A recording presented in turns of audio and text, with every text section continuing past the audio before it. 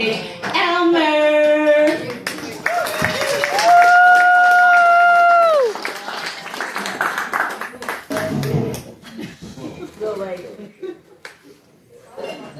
How's everybody doing? I like doing it down here. We usually have really good looking crowds, despite tonight's turnout.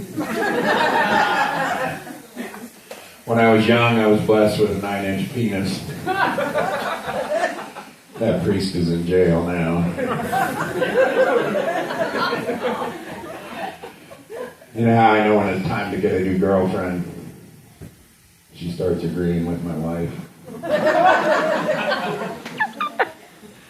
Yeah, I tell a lot of jokes about my wife, and I'm going to tell you a little story, and for God's sake, whatever you take from this story, it wasn't her fault, it was mine. I'm taking all the blame, it's all my fault. It's always all my fault. When anybody leaves here tonight thinking it was her fault, she won't let me tell more jokes, so it was my fault.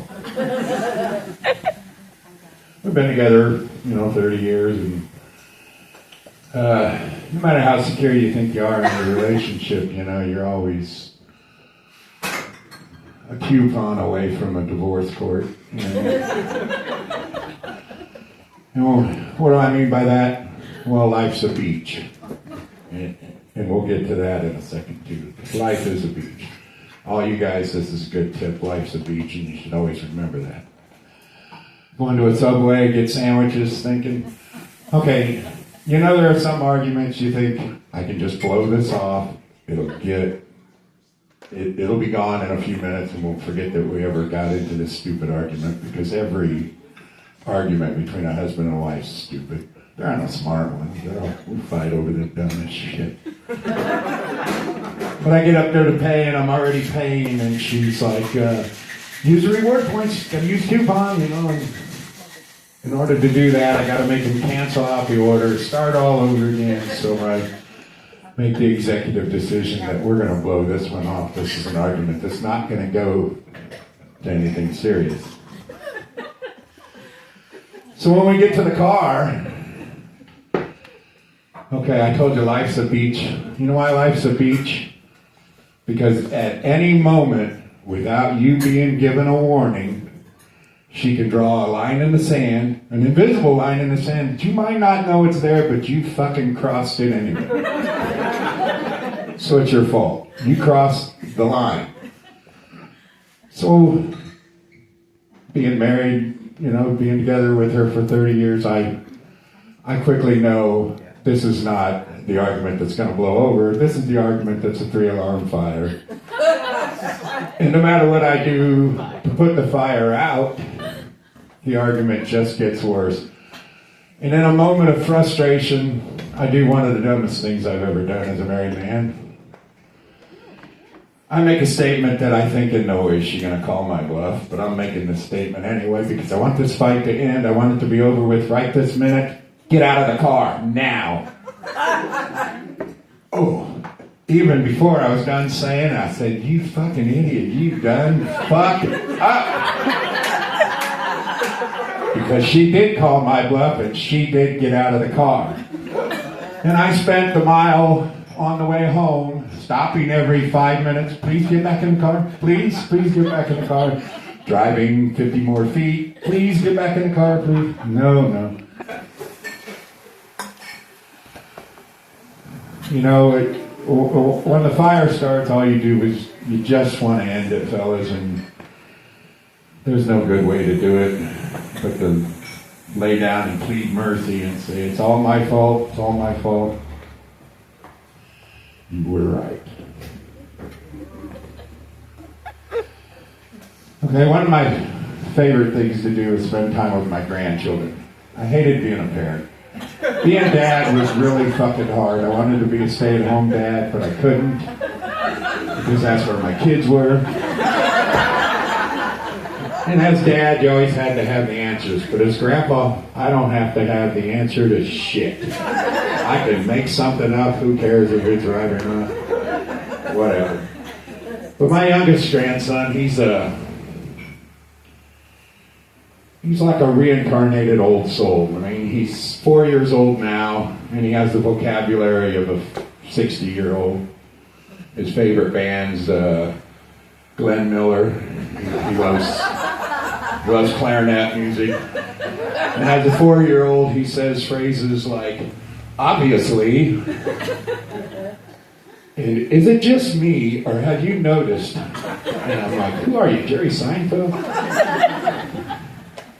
He's already been through a divorce. The other day, him and his sister were upstairs playing house.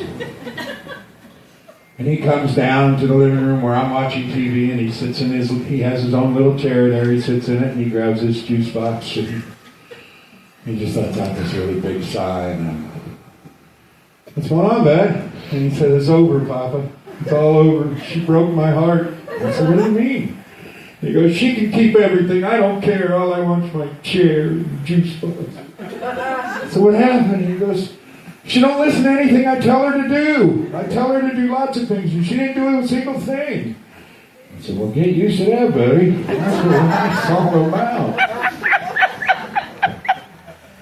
The other day, I took him to the park, and I'm watching him play on the merry-go-round, and he's spinning around, and then he would get off, and he'd lay in the grass, and he's just looking up at the sky, smiling from ear to ear, and it got me thinking, that's the first time he really get high, And he's just grinning, and he looks like a heroin junkie that just fired up a ball, He's out, just staring at the sky. Maybe wish I could do that, I tried, but that merry-go-round was spinning so fast I couldn't keep the heroin needle in my arm. It kept falling off. The buzz just wasn't there.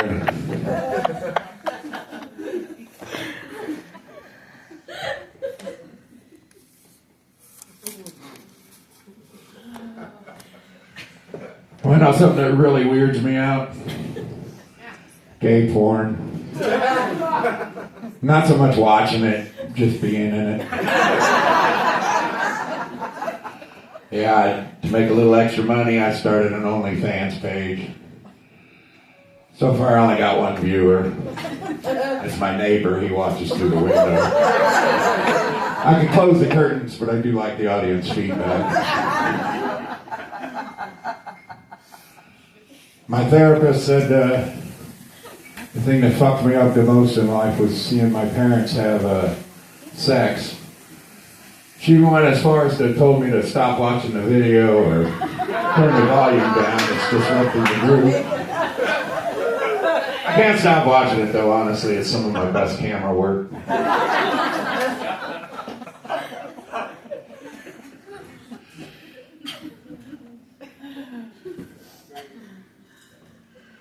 Does everybody here know the difference between weed and pussy? Yes. If you can smell it from across the room, it's pretty good weed.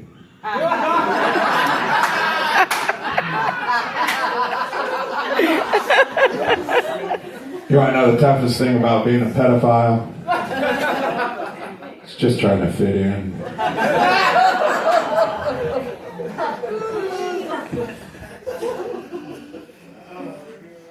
So there's this family of Presbyterians, mom, dad, and the 2 kids, and they're on vacation, and they get killed in a car accident.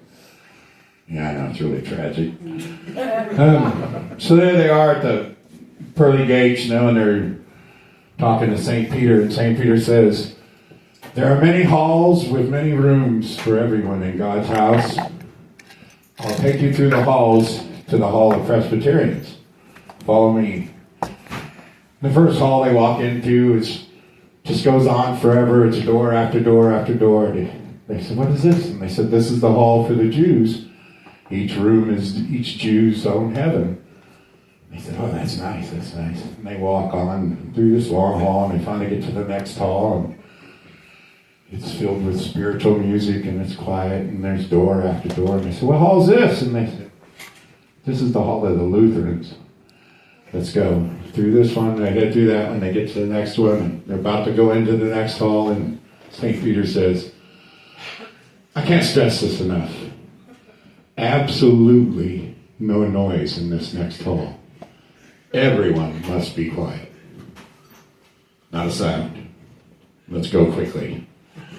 So they open the door, they go into the hall, and they're heading down the hall past all the doors, and they get almost to the other end, and the father starts to sneeze. He's going, and St. Peter says, holy, he throws his book down, he runs over, and he grabs the guy by the face, and he just holds his mouth. And pretty soon the sneeze subsides. They hurry out of the hall into the next hall, the Hall of Presbyterians. And the father goes, holy cow, what was that all about? What'd you do that for? He goes, man, you can't make any noise. That's the Hall of Catholics. They think they're the only ones here.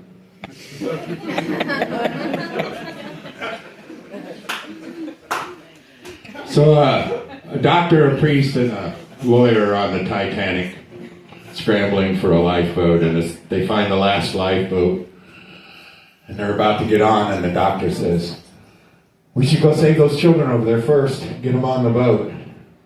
And the lawyer looks and he panics. He says, fuck those kids. And the priest says, you think we got time?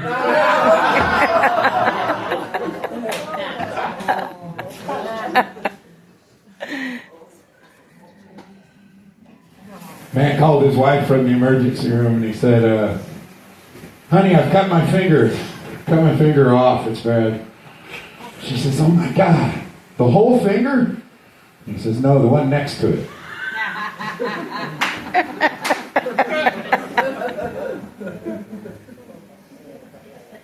Wouldn't it be great if serial killers wrote fortune cookies? You could get fortune cookies with things like, if you can't be happy in your own skin, wear somebody else's. Hey, dig up an old friend tonight. I recently watched a documentary about a serial killer, the BTK killer. I was shocked to find out that he had kids, a boy and a girl.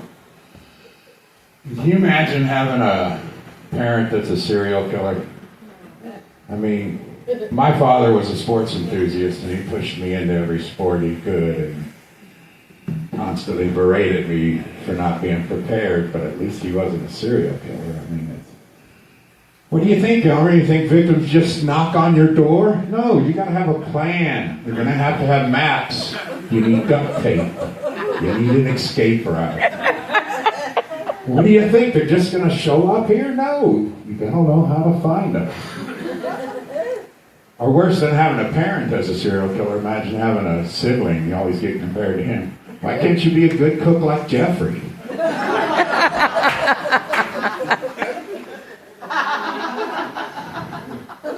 Thanks, you guys have been great. With all the hate in the world, everybody go home and love yourselves and then wash your hands.